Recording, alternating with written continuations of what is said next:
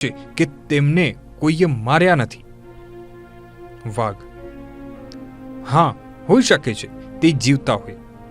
શેરસિંહ: આપણે જલ્દી તેમને શોધવા પડશે. આવાજ: પેલી તરફ ગુફાની બહાર ઊભેલા ખૂંખાર પ્રાણીઓનો સબર તૂટી જાય છે. હવે તે વધારે રાહ જોઈ શકતા ન હતા.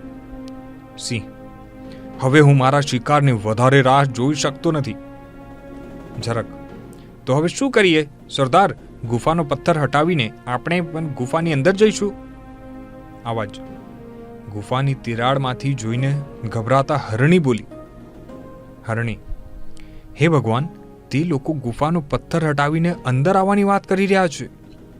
આવાજ: આ સાંભળીને ચારેય પ્રાણીઓ ડરી જાય છે. બલ્લુ વાંદરો: જો જીવતા રહેવું હોય તો ગમે તેમ કરીને આપણે પોતાનો સંદેશો શેરસિંહ સુધી પહોંચાડવો જ પડશે.